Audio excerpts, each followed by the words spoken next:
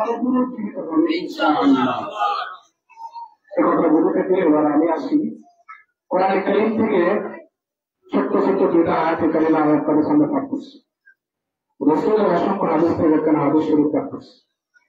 এই প্রতিষ্ঠানকে জিন্দা রাখতে হলে আমাদের যে ভূমিকা আল্লাহ পাক কোরআন কারীমের মধ্যে উদাহরণ দিয়ে গেছেন। আল্লাহ নবীকে আল্লাহ সম্বোধন করে বলেছেন, قل هل يستوي الذين يعلمون والذين لا يعلمون। নবী আপনি বলেন, যাদের কাছে কোরআনের জ্ঞান আছে আর যাদের কাছে কোরআনের জ্ঞান নাই তারা কখনো একসঙ্গে হইতে পারে না। আপনারা কি বলেন? যাদের কাছে কোরআনের জ্ঞান আছে আর যাদের কাছে কোরআনের জ্ঞান নাই তারা কোনোদিন একসঙ্গে হইতে আল্লাহর মুখ উদাহরণ দিয়েছে, ওয়ামা ইয়াস্তাবিল আ'মা ওয়াল বাসীর। আল্লাহ বলেন চোখওয়ালা আর অন্ধ কখনো সমান হতে ولا الظلمات ولا الحرور ولا الظلمات ولا النور। আল্লাহ বলেন আলো আর অন্ধকার এটা কোনদিন শুনতে এভাবে আল্লাহ অনেক উদাহরণ দিয়েছেন। সুতরাং বুঝতে হবে সারা পৃথিবীতে এখন পর্যন্ত যত ধর্ম এবং ধর্মগ্রন্থ আছে ইসলাম বাদে সমস্ত ধর্ম ভ্রান্ত ধর্ম, ঠিক না বলেন? আর কুরআন বাদে আল্লাহর 104 কিতাবের মধ্যে উল্লেখযোগ্য 4টি কিতাব তাওরাত, জাবুর, ইনজিল, কোরআন। কোরআন ছাড়া পৃথিবীতে অন্যান্য গ্রন্থ এখনো বিভিন্ন খণ্ড পাওয়া যায় প্রণীত এবং অখণ্ডহীন, সঠিকভাবে রক্ষিত নেই। একমাত্র সঠিকভাবে রক্ষিত যে কিতাবটি আছে থাকবে সেটার নাম কোরআনুল কারীম। সুবহানাল্লাহ। এর নাম হলো ইন্না নাহনু নাযালনা যিকরা ওয়া ইন্না লাহু লাহাফিজুন। আল্লাহ বলেন নিশ্চয় কোরআনে কারীম আমি আল্লাহ অবতীর্ণ করেছি, কোরআনে কারীমকে সংরক্ষণের দায়িত্ব আমি আল্লাহ নিজে নিয়েছি। সুবহানাল্লাহ। কোরআনের লাইব্রেরিগুলো ভুলে যেতে পারে, কোরআনের বইগুলি পড়ে যেতে পারে, কোরআনের ছাতাগুলো পড়ে যেতে পারে, সারা পৃথিবীতে লক্ষ লক্ষ কোটি কোটি হাফেজে কোরআন যার সিনার মধ্যে কোরআন রক্ষিত আছে। আল্লাহর নবীর হাদিস বুঝে নাই কোরআন যার ভিতরে রক্ষিত আছে জাহান্নামের তার থেকে হাজার হাজার মাইল দূরে চলে যাবে। কোরআনের ছায়া মণ্ডলে আল্লাহ পাক রব্বুল আলামিন পৃথিবীতে রাখবেন। ততদিন পর্যন্ত কোরআনের মাদ্রাসা থাকবে, কোরআনের তেলাওয়াত থাকবে, কোরআনের চর্চা থাকবে, কোরআনের তাফসীর থাকবে, কোরআনের তালিম থাকবে, কোরআনের তাদরিস থাকবে, কোরআনের বয়ান থাকবে, ততদিন পর্যন্ত আসমান এভাবে থাকবে। জমিন এভাবে মানুষকে সেবা দিতে থাকবে। জমিন থেকে ফসল উৎপাদন হবে, আসমান থেকে বৃষ্টি হবে, আসমানের জায়গাগুলি আলো দিবে, আসমানের সূর্যের আলোচিত থাকবে, আসমানের চন্দ্রের আলোচিত থাকবে। মেঘমালার মাধ্যমে আল্লাহ পাক রব্বুল আলামিন মর্যাদা জমিনকে আবার উজ্জীবিত করবেন। কোন কারণে? যতদিন পর্যন্ত কোরআনে কারীমের তেলাওয়াত থাকবে, কোরআনে কারীমের চর্চা থাকবে। যেদিন দেখবেন এই দেশে মাদ্রাসা নাই, কোরআন পড়নেওয়ালা নাই, কোরআন শুননেওয়ালা নাই, কোরআন পড়নেওয়ালা নাই, কোরআন মাননেওয়ালা নাই, কোরআন পড়নেওয়ালা নাই, আল্লাহ পাক রব্বুল আলামিন কিয়ামতের ফয়সালা করবেন। কিয়ামত যেদিন হবে সেদিন হবে মুহররম মাসের 10 তারিখ শুক্রবার। এখন প্রত্যেকদিন সূর্য সকালবেলা কোন দিক থেকে ওঠে? পূর্ব দিক থেকে ওঠে। সেদিন সূর্যটা পশ্চিম দিক থেকে উঠবে। সেদিন ইমাম সাহেব যখন মুয়াজ্জিনের আযানের পরে মুয়াজ্জিন সাহেব যখন ফজরের আযান দিবেন, আযানের মধ্যে বলতে থাকবেন সালাতু খায়রুম মিনান নাওম। ঘুম থেকে নামাজ পড়ো। সমস্ত মুসল্লিরা নামাজ থেকে জাগ্রত হয়ে মসজিদের দিকে দৌড়াইয়া যাবে। ইমাম সাহেব ইমামতি করার জন্য আমাদের মসল্লি করবেন, ইকামত হয়ে যাবে। কাতার সোজা হয়ে যাবে। ইমাম সাহেব তাকবীরে তাহরিমা বলে আল্লাহু আকবার, হাত মারবে, হাত মারা করে সানা পড়বে, সানা পড়ার পরে সূরা ফাতিহা পড়তে হয়। কম্পিউটার সানা পড়ার পরে কি হতো? সূরা ফাতিহা পড়তে হয়। ইমাম সাহেবের জবান দিয়ে সূরা ফাতিহা আসে না, ইমাম সাহেব আবারও চেষ্টা করে আসে না, আবারও চেষ্টা করে আসে না, চেষ্টা করে। প্রত্যেক দিন আমাদের ইমাম সাহেব আজকে এত বছর পর্যন্ত আমাদেরকে নামাজ পড়া সূরা ফাতিহা তো ভুল করে না, সূরা ফাতিহার মতো তো ভুল হয় না। কি হলো? মক্কাতে যাও, মক্কা যাওয়ার জন্য চেষ্টা করবে, মক্কাতে জবান দিয়ে সূরা ফাতিহা আসবে না। একটু ইমাম সাহেব কোন রকম দুঃখিতা নেন, বিভিন্ন আসসালামু আলাইকুম বলে নামাজ শেষ করবেন।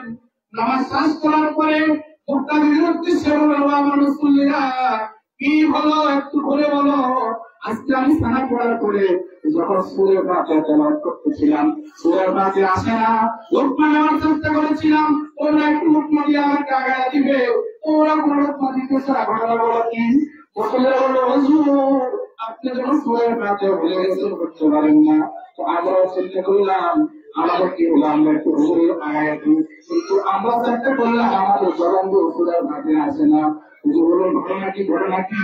পাশে লিঙ্গের মধ্যে কোরআন শরীফ দেখা থাকবে, হুজুর কোরআন শরীফ খুলবেন, কোরআন শরীফ কোরআন করে দেখবে, কোরআন শরীফ সাদা পড়ে আছে, কোরআন শরীফের কোনো লেখা নাই।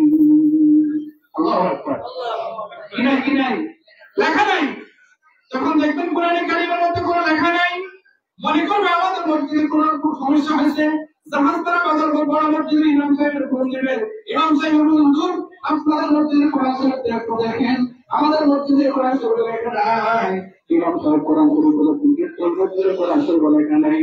ওই মসজিদ থেকে হুজুরাতে মার্কা যখন দেওয়া হবে, আপনাদের কোরআন শরীফ গুলো দেখেন, দেখবো ওখানে লেখা নাই। ওখান থেকে মসজিদ স্কুলে ফোন দেওয়া হবে, দেখবো ওখানে কোরআন শরীফ লেখা নাই। ওখান থেকে বাইতুল মুকাররম ফোন দেওয়া হবে, দেখা যাবে ওখানে কোরআন শরীফের ফোন লেখা নাই। ওখান থেকে মক্কা মুকাররমা মসজিদে হারামাইনে ফোন দেওয়া হবে, দেখা যাবে ওই কোরআন শরীফ গুলোর মধ্যে লেখা নাই। বুঝতে হবে কিয়ামতের দিন শুরু হয়ে গেছে। আজকে মুহররম মাসের 10 তারিখ, আজকে মুহররম মাসের 10 তারিখ শুক্রবার, সূর্য পূর্ব দিক থেকে উদিত হবে। কোরআন শরীফ আল্লাহ উঠায় নিয়ে গেছেন, এই পৃথিবী আর রাখবেন না। যতক্ষণ পর্যন্ত কিয়ামত হবে না, যতক্ষণ পর্যন্ত পৃথিবীর জমিনে একজন মানুষ আল্লাহ বলনেওয়ালা বাকি থাকবে। قال النبي صلى الله عليه وسلم لا تقوم الساعة في الأرض حتى يقال الله الله। আল্লাহ নবী ইরশাদ করলেন, ইসলাম ফরমান যতক্ষণ পর্যন্ত আসমান ধ্বংস হবে না, জমিন ধ্বংস হবে না, পাহাড় ধ্বংস হবে না, সঞ্জীবনী ধ্বংস হবে না, ততক্ষণ পর্যন্ত ভ্রমরা হয়ে যাবে না, ততক্ষণ পর্যন্ত আল্লাহর জমিনে একজন মানুষ আল্লাহ বলনেওয়ালা বাকি থাকে।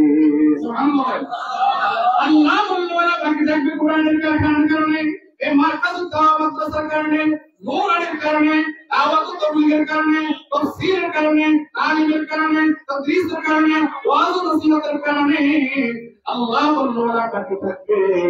তাহলে বুঝা গেল কিয়ামতের আলামত দুনিয়া বুঝতে না আসলে শুনি, আর এই কোরআনের কারখানাগুলো চিন্তা করবে কিয়ামত এখনো বহুত দূরে। হ্যাঁ সম্মানিত হাজিরিন, আল্লাহ আমাদেরকে কোরআনের কারখানাকে দান করুন। কোরআনে কারীম থেকে আমি পড়েছিলাম সূরা নাহলের একখানা আয়াতে কারিমা, আল্লাহ পাক রব্বুল আলামিন সেখানে বলেছেন ইন্না নাহনু নাযালনা যিকরা ওয়া ইন্না লাহু লাহাফিজুন। এগুলো নাস্তিক মোরতাদ বেঈমানরা যতই নামাবি বাড়াবাড়ি করুক না কেন, কোরআনকে নিভিয়ে দেওয়ার জন্য চেষ্টা করুক না কেন, এই লাইটের মধ্যে সমুদ্রের লাইট নিবে না, লাইটটা নিবে তাহলে লাইটের সুযোগ বন্ধ করতে হবে, করতে হবে। কোরআনের সুদ কোরআনের সামনে কোরআনের হেফাজতের দায়িত্ব যেহেতু আল্লাহ তাআলা দিয়েছেন, সুতরাং কোরআনকে নিভিয়ে দেওয়ার জন্য যদি কোনো বাতিল, কোনো চক্রান্ত, কোনো নাস্তিক, কোনো মুরতাদ, কোনো বেঈমান, কোনো কুফার, কোনো মুশরিক, কোনো কোরআন বিরোধী, কোনো কোরআনের শত্রু যদি চেষ্টা করে, হাজার লাখ চেষ্টা করার পরে আমরা যদি আমাদের চেষ্টা করে চালিয়ে যাই, আল্লাহ রাসূল কোরআন সংরক্ষণের দায়িত্ব আমি আল্লাহ নিয়েছি। শফি সাহেব রহমতুল্লাহ আলাইহি এই আয়াতটা তাফসীর করেছেন। উনি বলেন বাদশা হারুন রশিদ করতে একবার সেমিনার হয়েছিল, সেমিনার বিভিন্ন ধর্মাবলম্বী পণ্ডিতদেরকে দাওয়াত করা হয়েছিল। পণ্ডিতরা সব একসাথে হয়ে ভাষার উপরে ধর্মের উপরে জ্ঞান বিজ্ঞানের আলোকে বক্তব্য পেশ করতেছিলেন। ওই বাচ্চা আর দরবারের মধ্যে একজন ইহুদি পণ্ডিত বক্তব্য পেশ করলেন। এত রকম এত ভাষা পণ্ডিত সুন্দর ভাষায় চমৎকার ভাষায় বক্তব্য পেশ করলেন। সেমিনার শেষ হয়ে যাওয়ার পরে বাচ্চা হারুন রশিদ সকলকে বেশি বেশি হাদিয়া প্রদান করলেন। আর ওই ইহুদি পণ্ডিতকে বললেন, ইহুদি ভাই, তোমার আলোচনা তোমার বক্তব্য এত চমৎকার হয়েছে, তুমি যদি মুসলমান হয়ে গেছো কত না ভালো হতো। ওই ইহুদি বলে, বাচ্চা আমি ইসলাম বুঝি, ইসলাম জানি, ইহুদি ধর্মের কিতাব তওরাত আমি জানি, জবুর জানি, ইনজিল জানি, আমাকে ইসলামের দাওয়াত দিতে হবে না, আমি ইসলাম গ্রহণ করবো না। বাদশা সাহেব আর কোনো কথা বলতে পারলেন না। আগামী বছর আবার এই সেমিনারের আয়োজন করলেন। বিভিন্ন ধর্মাবলম্বী বিভিন্ন পণ্ডিতদেরকে দাওয়াত দিলেন। এই ইহুদি পণ্ডিত ও দাওয়াতে হাজির হলেন। হাজির হয়ে আবার বক্তব্য পেশ করলেন। বক্তব্য পেশ করার পরে এবার তার বক্তব্য, এবার তার আলোচনা, এবার তার কথাবার্তা বোঝা গেছে এই লোকটা ইহুদি নেই, এই লোকটা ইসলাম গ্রহণ করে বলেছে। আলহামদুলিল্লাহ। সেমিনার এক পর্যায়ে শেষ হয়ে যাওয়ার পরে বাদশা সাহেবের তাকে জিজ্ঞাসা করলেন, গত বছর আপনাকে ইসলামের দাওয়াত দিলাম, আপনি ইসলাম গ্রহণ করেন নাই, এবার কোন জিনিস আপনাকে ইসলাম গ্রহণ করার জন্য বাধ্য করেছে বলেন। বাদশাকে পণ্ডিত বলেন, আমি একজন লেখক, আমার একটা লাইব্রেরি আছে, আমি কিতাবটা কিনে করি, আমি তওরাত কয়েকটা করে লিখলাম, কিন্তু কর্মবেশ করে লিখলাম, জবুরের কয়েকটা খণ্ড লিখলাম, ইনজিলের কয়েকটা খণ্ড লিখলাম, কোরআনের কয়েকটা খণ্ড লিখলাম। কোরআন আল্লাহ যেভাবে নাযিল করেছেন আমি একটু প্রস্তুত করলাম, মায়া ছাড়াই লিখলাম, তওরাতে বাক্য করলাম, জবুরের মধ্যে কর্মবেশ করলাম।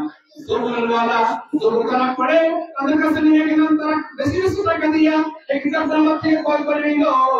তওরাত যারা পড়ে তওরাতের অনুসারী তারা বেশি বেশি টাকা দিয়ে কিতাবটা আমার থেকে ক্রয় করে নিল। ইনজিল যারা অনুসারী ইনজিল ধর্মাবলম্বীদের কাছে নিয়ে গেলাম, তারাও বেশি বেশি হাদিয়া দিয়ে কিতাবটা কিনে নিয়ে গেল। যখন কোরআনকে কাজ করলাম, কোরআনের মধ্যে আল্লাহ যেভাবে বলেছেন আমি সেভাবে না করিয়া কিছু উল্লেখ করলাম, কিছু পরিবর্তন করলাম।